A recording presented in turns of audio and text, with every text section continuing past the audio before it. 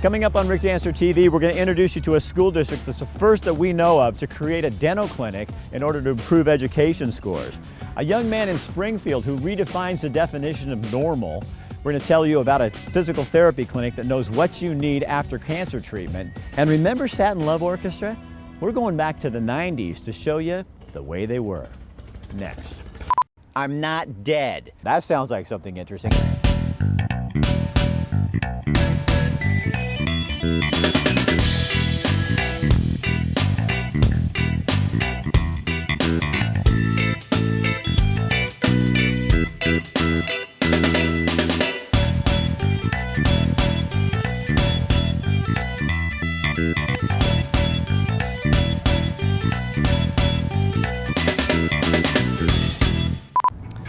Our teeth say a lot about us, and taking care of them is so important. Imagine the surprise of the South Lane School District in Cottage Grove when it went to the school nurses and said, "What is the major barrier to education in rural Oregon?" The school nurses answer, dental problems.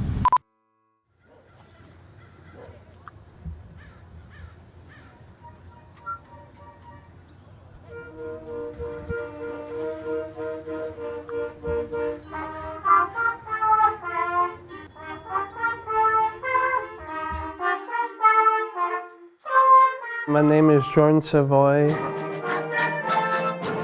I am 14 years old. I go to Lincoln Middle School in Cottage Grove. Music is what makes Jordan Savoy come alive in school. I feel like music just takes me away from all the problems and sets me in my own free world. A medical issue forced Jordan to stop playing for a while. I couldn't play the trombone. I had to sit out for a couple days. When I'm blowing trombones, my cheeks puff a little bit, and then it puts pressure on something. Playing became too painful. So did eating and trying to concentrate on his schoolwork. I couldn't eat anything hard because it would hurt my teeth, and I can't put pressure on my teeth. Jordan is not alone. School nurse Cindy Sester finds dental problems are one of the major barriers to education in rural areas like Cottage Grove. Number one was attendance. We really started looking at kids who are missing multiple days of school, and we could trace it back many times, more often than people would think, to the fact that they had dental abscesses, cavities. If they have dental pain, you're not learning. I would be in a class going through my teeth and stuff, and it would bother me a lot. Jordan is one of 4 children in his family. He and his brother Simon both attend Lincoln Middle School in Cottage Grove. They were crying. They couldn't go to school because they were in pain. So they have to stay home, and you got to give them ibuprofen.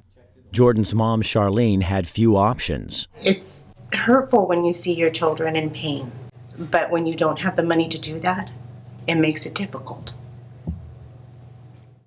Dental care is often extra. Doing great, buddy. And not part of many basic insurance plans. Perfect. And even if offered by the Oregon Health Plan, finding a dentist that will take you can seem almost impossible. My husband's a disabled veteran. He's at 100%. He's got medical for himself. There's medical for all 4 of the children, but there's no dental insurance. They don't cover that. In 2012, the South Lane School District made history by trying something new. With the help of the community, donors, and volunteer dentists, they opened the South Lane Children's Dental Clinic. The clinic was built, and they weren't sure who was going to run it. And I got contacted by Dr. Park, who said, "I think I have a job for you." The clinic is next door to Cottage Grove High School in the Lane Community College building. Even the dentists were surprised by the need. I had no idea it's as bad as it was. Now that we're here in this clinic, it's shocking to see what we are still seeing on a regular basis. All 4 of the Savoy children are patients at the South Lane Children's Dental Clinic. Hey, guys. Dr. McClung volunteers for medical missions to places like Haiti, and he says what he sees here is much worse. Here in our community, we have an extreme need for dental care, and most of what we see are just almost every tooth in a child's mouth is abscessed or severe decay or swelling or pain. Fillings, root canals, crowns, and preventative dental care. At this point, I can't afford that for my children. It hurts. The clinic provides free, yes, free dental care and some hope. To do an exam on the kids and take a look at a few areas of concern. We're kind of the last stop. They often come here feeling hopeless because they feel like there wasn't an option, and then they find out about us and feel like there's a light at the end of the tunnel. In 2012, 200 children were treated at the clinic. $80,000 worth of dental work was done that first year. Then in 2013, grants opened service to Cresswell School District. That year, the number of students treated jumped to 350. The amount of dental work done for free that year more than doubled to $175,000. Then in 2014, North Douglas School District and Crow Applegate Lorraine School District started using services at the clinic. By the end of the school year, the number of patients will be close to 400. There were a lot of naysayers saying we couldn't do what we were going to do. Ready? Slow and easy. But it's worked, and it's working right now. The dental clinic is funded through grants and generous donations from inside and outside the community of Cottage Grove. It is a group of people who have an amazing heart and a great sense of community. Looks good. Particularly in the younger grades, we're noticing a big difference in the attendance numbers because these dental needs are being taken care of. Survivable? Yes. Jordan is now back in band.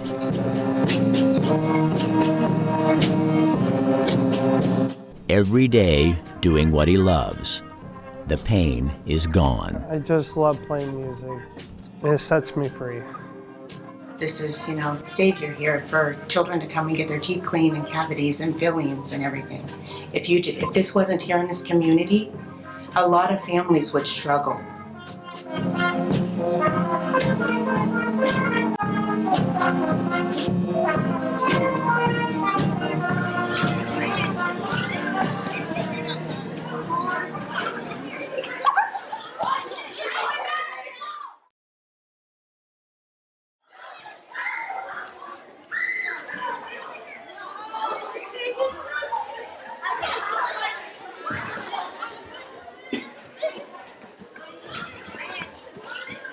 When you're diagnosed with cancer, a lot of times life becomes a little bit unclear.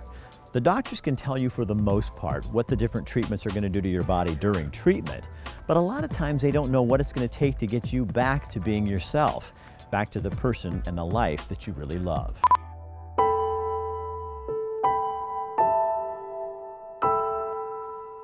Being diagnosed with cancer changes your life. Having surgeries, I was just focused on getting through it. I didn't understand the extent of it.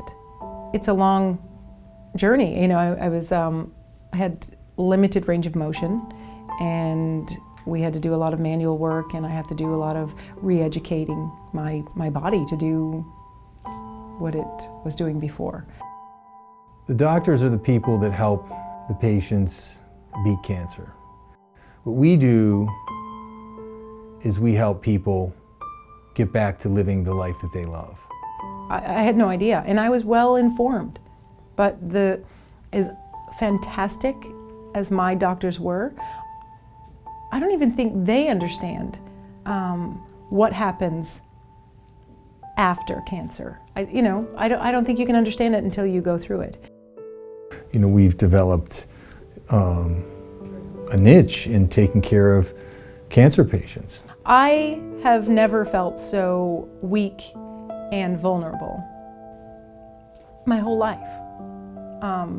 So to have the physical therapist and the massage therapist and the acupuncturist help me get my strength back, I have no words to describe how grateful I am for that.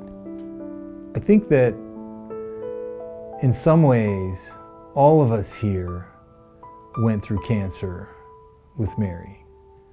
Now our staff knows how to really help people physically, and we take care of them emotionally too. And that's a pretty great feeling. Physical therapy and all of the other therapies that we offer here have really helped get me back to living the life I love. And that's what we'll do for you.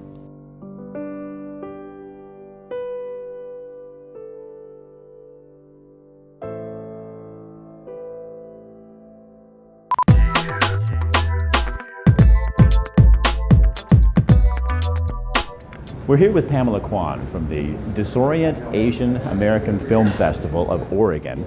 And you guys have a big event coming up. Thanks for being here. Yes, thank you for having me. No, I'm this glad is to have a great. chance to We want to talk let to you. people know some of the things that are going on in the film world. So tell us about the festival itself. The festival this year, from April 16th to April 19th, mark that on your calendars, we're going to have a festival of film promoting educational, cultural, social awareness. There's a social justice focus to our festival, and you'll get to see a wonderful variety of stories showing Asian American Pacific Islanders and by filmmakers that tell these wonderful stories in the most artful manner. So the purpose is to entertain, but at the same time is to show people of Asian culture Yes. in a different light. Right, right. Sometimes people confuse Asian and Asian American Pacific Islander American.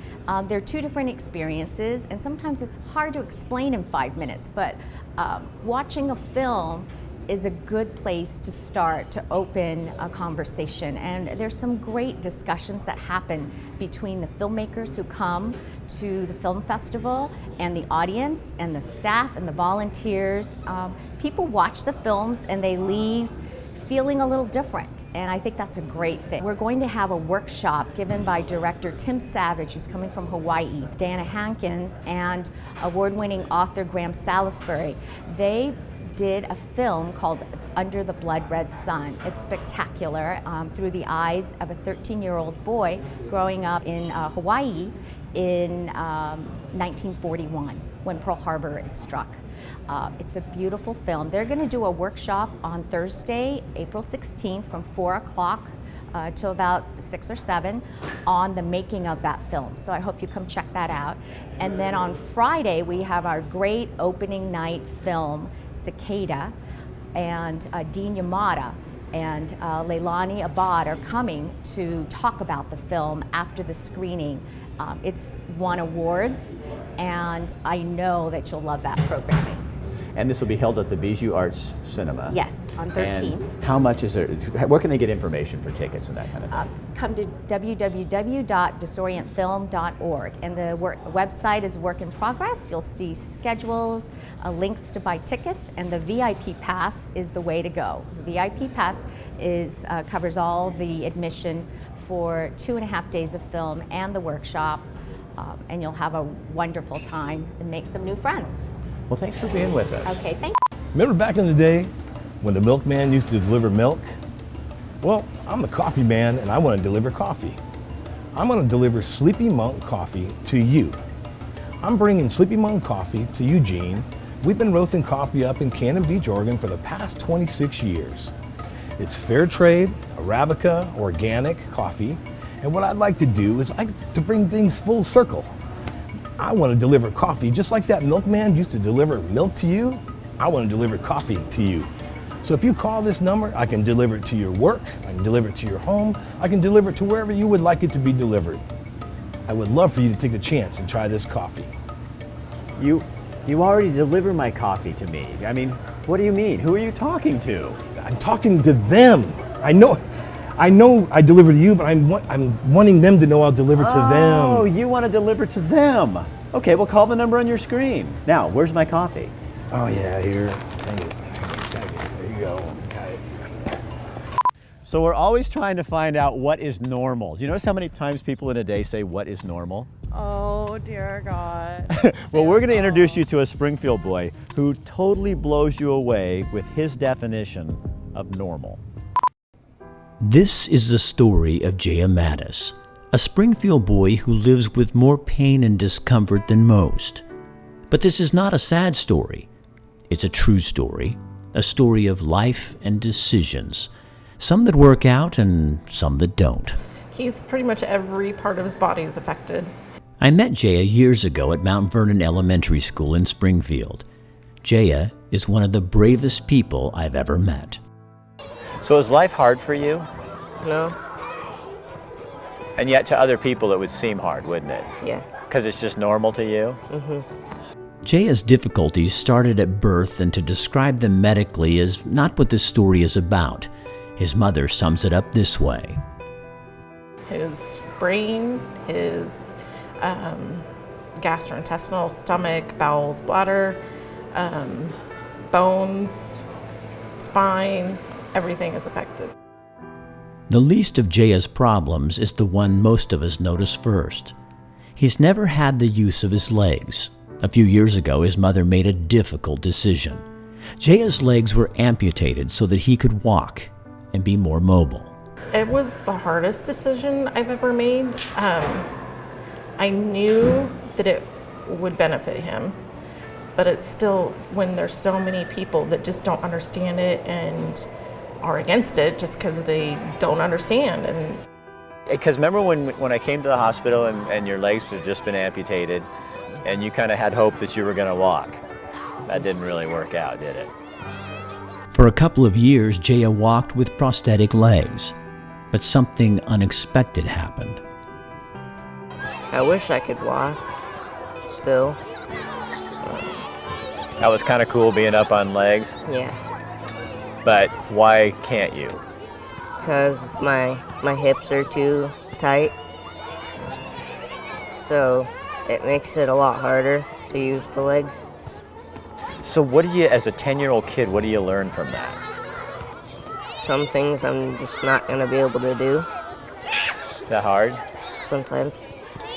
It is difficult to face limitations. It's difficult to keep smiling and laughing and living when life doesn't go our way.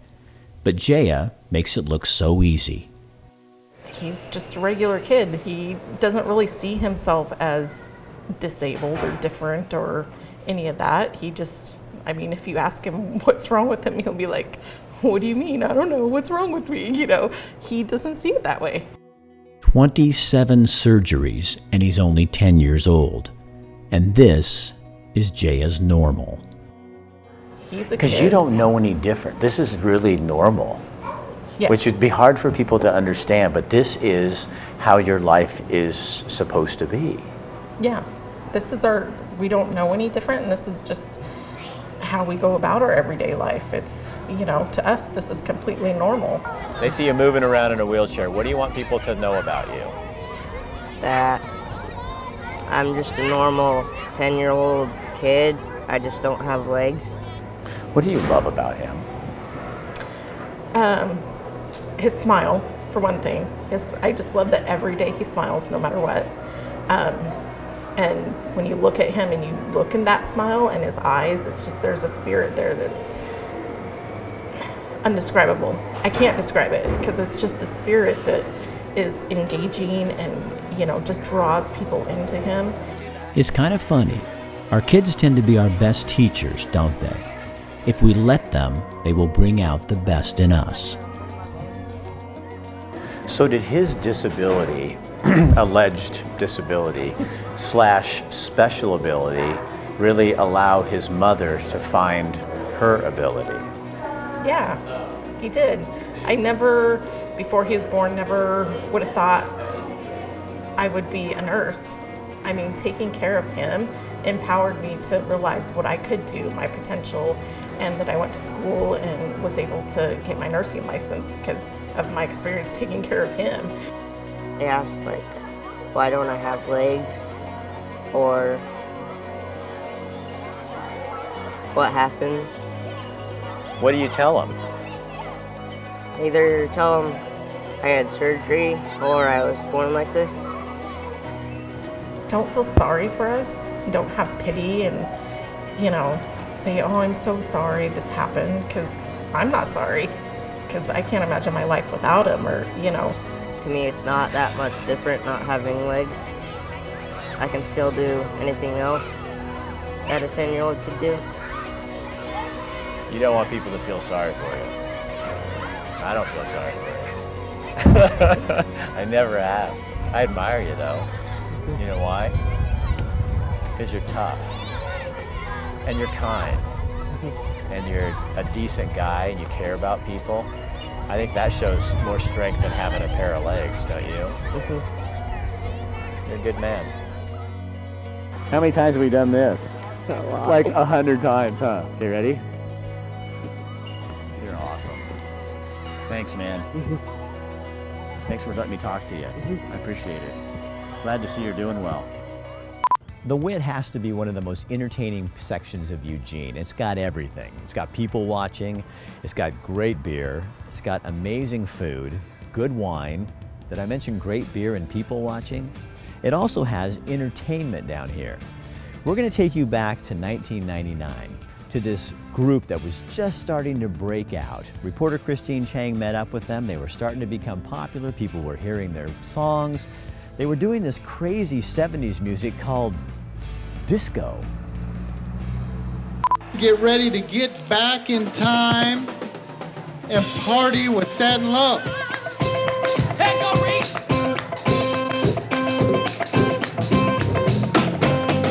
Just talking, telling me lies, yeah. Good loving still gets in my eyes. No one feels the retro beat more than this Eugene-made band. Members of the Satin Love Orchestra came together 3 years ago, bringing back the funk, the moves, and the flashy style. It's all very fine. Fans weren't always so enthusiastic. To be honest, the very first song we ever played, no one danced. And we were just sitting there playing our hearts out, and they all just stood there like. But that didn't stop the band's dream. Thank you. I just had a gut feeling it would work. And it did. With the release of their CD and the Regis Funk doll, their passion for music appears to have paid off. I fell in love with Casey and the Sunshine Band. I used to write it over and over on my papers when I would sign my name, Casey and the Sunshine Band, when I was in 6th grade, you know. I grew up singing into my round hairbrush that I used to feather my hair with, and that was my microphone in the mirror, and did the same thing, and knew these songs like the back of my hand. So when we got together and knew we were going to be performing these particular songs, it was pure joy. Inspired by legendary musicians Earth, Wind and Fire, Stevie Wonder, and the Bee Gees, I've got so much email here. along with countless emails from fans. You guys are the best. I saw your band for the first time this past New Year's Eve at the Hilton. Great performance. I've now become a groupie. Satin Love has produced original songs of their own. And even though it's a tough business, the band always finds time to have fun with their kids. Give me a little more drums. This is a new act that we're working with. They're called the Pokemon. They got some pretty good material, and we're just hoping that, maybe it'll take off. Cut! Hang on a minute. No, that's not it at all. Cut it out. You want a spanking? Y'all ready? Yeah! But when Satin Love gets into the disco mode, don't expect them to stop until someone's boogieing down. Celebrate good times, come on! And having a good time is what they're doing. Satin Love is flying off the top of the charts in Eugene.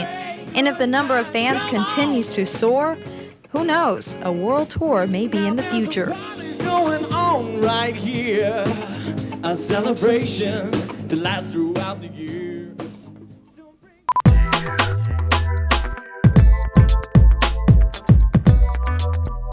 Welcome to What's Happening Downtown, and who better to talk about downtown and happenings and entertainment than Rick Levine from the Eugene Weekly. Thanks for being here, Rick. Thank you, my pleasure.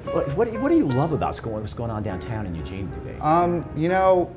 People. I love seeing people here. They're coming down for arts, culture, dining, and it's just becoming a real central location. It's becoming a hub, a place to gather.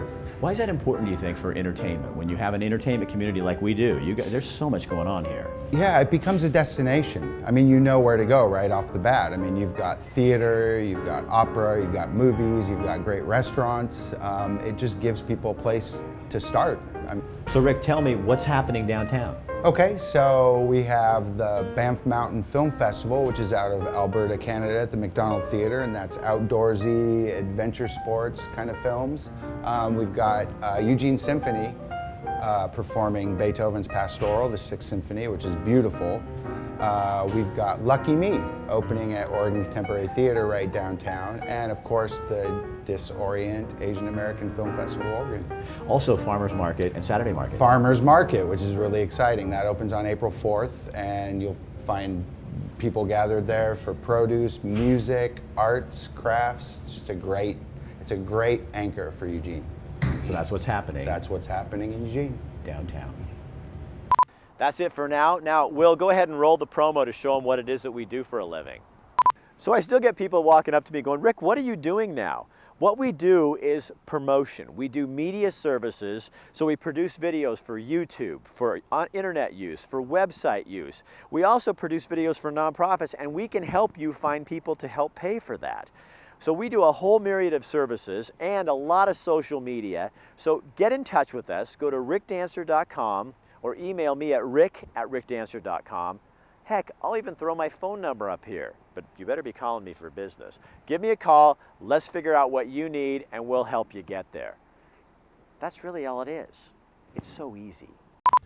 So we have something really exciting to tell you about in the coming weeks on Rick Dancer TV, a project you get to get involved with, building a house for Habitat for Humanity in 1 hour. 7 business leaders have come together to lay the foundation. They've put in $35,000. We have to come up with, as a community, the other 35, and we're going to do it in just 1 hour and provide a home for a family who really needs it. We don't get handouts. We don't get help in any way. So just the thoughts that Habitat chose us, this is huge. This is changing our life forever. We are so blessed. And we can't thank Habitat and everybody involved enough. There's so many situations where weight's been taken off my shoulder, especially when you're cured of cancer. And you know you're gonna live longer, but this is like probably the biggest weight I've ever had taken off my shoulder, because this sets up my wife, my kids, my family. Whether I stick around or not, whether cancer comes back or something comes to take me away, I know they're safe. I never have to worry about that anymore. So we'll tell you more about the project, how you can get involved, all here on Rick Dancer TV. So I gotta go. We'll see you again next week, Sunday, 4:30, KEVU, or Rick Dancer TV online all the time. Good. Oh, I'm sorry, I was talking to your dog. She's way cuter than you. You're gonna do it, aren't you? You should walk right in front here. I'm not dead. That sounds like something interesting.